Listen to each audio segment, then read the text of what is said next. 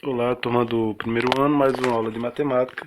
Na semana passada tivemos aula sobre a área de quadriláteros e agora vamos ver uma revisão sobre a área de triângulos, certo? Bem, inicialmente temos alguns casos específicos. Vamos analisar primeiro o mais simples deles, que é a área de um triângulo retângulo. Então vamos lá, certo? Como prova em geral, para a gente validar essa área do triângulo retângulo, a gente usa uma prova que é o seguinte: se eu unir dois triângulos retângulos, esse e outro por aqui, e eu encaixar eles, eu consigo formar um quadrado. E a área de um quadrado é base vezes a altura. Mas esse quadrado é formado por dois triângulos, então a área de cada um triângulo é a metade da área do quadrado. Então, ó, a área do triângulo retângulo é a base vezes a altura, só que seria a área do quadrado. Como ele é só a metade, dividido por 2. E é justamente essa área do triângulo retângulo. Eu vou explicar aqui sobre o triângulo qualquer, mas essa fórmula, ela é a fórmula do triângulo qualquer. Só que aí tem algumas observações que a gente vai ver depois, certo? Outro triângulo especial para os nossos cálculos é o triângulo equilátero. Ele tem uma fórmula específica que funciona para ele, certo? Então a área desse triângulo vai ser o lado, porque ele tem os três lados iguais, ao quadrado, vezes raiz de 3 sobre 4. Com essa fórmula você acha a área dele. A observação é, só funciona com triângulo equilátero, porque os três lados dele têm comprimento L. Pronto. Do triângulo qualquer. Então você tem um triângulo, imagine que seja esse. Como é que você, qual a fórmula que define a área dele? É a mesma do triângulo retângulo. Qual a dificuldade? Porque o triângulo retângulo, a altura é justamente um dos lados. E no triângulo qualquer, nesse caso aqui, essa altura não é um dos lados. Então, em geral, talvez você não ache de cara o valor dessa altura. A base deve estar descrita. Então, a área dele é igual a base vezes a altura dividido por 2. Então, qual a estratégia em geral para achar o tamanho dessa altura? Em geral, se usa Pitágoras, certo? Porque se você ver aqui, quando você usa essa altura, você forma dois triângulos. Um desse lado e um desse, e os dois são retângulos, porque aqui você tem 90 graus em ambos os lados.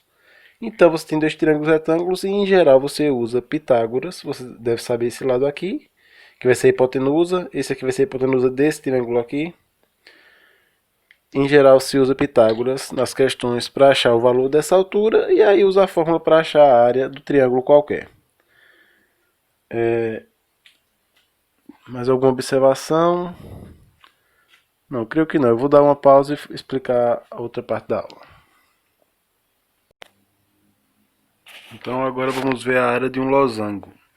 E você pode começar a pensar assim: um losango é um quadrilátero, ele tem quatro lados. Então ele deveria ter aparecido no conteúdo na aula anterior que a gente viu os quadriláteros. Mas por que ele vem nessa aula? Porque a área dele é melhor compreendida quando a gente analisa a área de triângulos. Vamos ver isso, certo? Então eu tenho aí um losango e eu dividi ele, não está bem dividido aí, mas ele pode ser dividido em quatro triângulos, certo? Digamos que são quatro triângulos iguais a esse. Eu chamei ele de T. O triângulo que eu selecionei eu chamei de T. Então a área do losango é 4 vezes a área desse triângulo. Até aí é fácil entender por quê. Porque são quatro triângulos que formam ele. Vamos adiantar um pouco o passo. Então, 4 vezes a área do triângulo. Quem é a área do triângulo? É a base vezes a altura dividido por 2. Até porque esse triângulo é retângulo, certo? E quem é a base dele? A base dele é essa aqui, que é a metade dessa diagonal, que a gente chama de diagonal menor, certo? Que é esse D minúsculo. Mas não é a diagonal menor completa, é só a metade. Então a diagonal menor dividido por 2. Quem é a altura?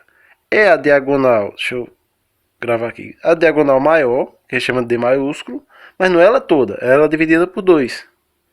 E a fórmula da área de um triângulo é base vezes altura dividido por 2. Por isso que tem esse aqui, ó, vezes o meio, que é a mesma coisa de dividir por 2.